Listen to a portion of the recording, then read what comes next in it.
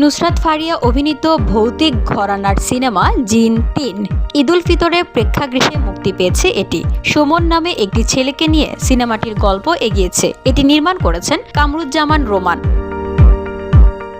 রহস্য, ভয়ের আবহ আর অতিপ্রাকৃত অভিজ্ঞতায় মোড়া এ সিনেমায় দৃশ্য ধারণের কাজ হয়েছে বেশ কিছু গা ছমছমে লোকেশনে। ফলে শুটিংয়ের সময়ে অজানা আতঙ্ক কাজ করেছে নুসরাত ফারিয়ার মনে। নুসরাত ফারিয়া বলেন, প্রতিদিন দোয়া পড়ে শুটিং সেটে যেতাম, আবার বাসায় ফিরে দোয়া পড়ে নিতাম। আল্লাহকে বলতাম উল্টাপাল্টা কোনো কিছু যাতে না ঘটে। শুটিংয়ের অভিজ্ঞতা জানিয়ে নুসরাত ফারিয়া বলেন, যখন শুটিংয়ে যেতাম তখন মনের ভেতর একটা ভয় কাজ করত, কারণ যে কোনো কিছু ঘটতে পারে। আমরা শুটিং করেছি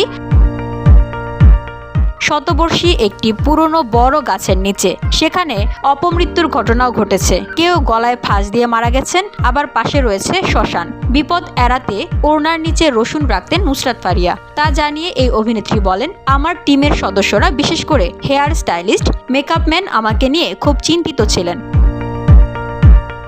শুটিংয়ে যাওয়ার আগে তারা রীতিমতো দোয়া পড়ে ফু দিয়ে দিতেন। কামিজের ওড়নার নিচে একটা রসুন দিয়ে রাখতাম বা কিছু একটা দিয়ে রাখতাম, যেন কোনো ধরনের খারাপ কিছু না ঘটে। বসুন্ধরা, উত্তরা, বনশ্রী, কুড়িল ও বাড্ডা সহ রাজধানীর বিভিন্ন স্থানে অভিজাত ও অত্যাধুনিক মানের ফ্ল্যাট কেনার এক নির্ভরযোগ্য প্রতিষ্ঠান প্লেজেন্ট প্রপার্টিজ লিমিটেড। তাই আপনার স্বপ্নের আবাসনের জন্য আজই যোগাযোগ করুন। Pleasant Properties Limited, where destiny matches eventually. ঈদুল ফিতরের দিন প্রেক্ষাগৃহে মুক্তি পেয়েছে জিন ৩ সিনেমা। এর কেন্দ্রীয় চরিত্রে অভিনয় করেছেন আব্দুন নূর সজল। তার বিপরীতে অভিনয় করেছেন নুসরাত ফারিয়া। সিনেমাটির কন্যা শিরোনামের গান শ্রোতা প্রিয়তা পেয়েছে। VOD Bangla news desk.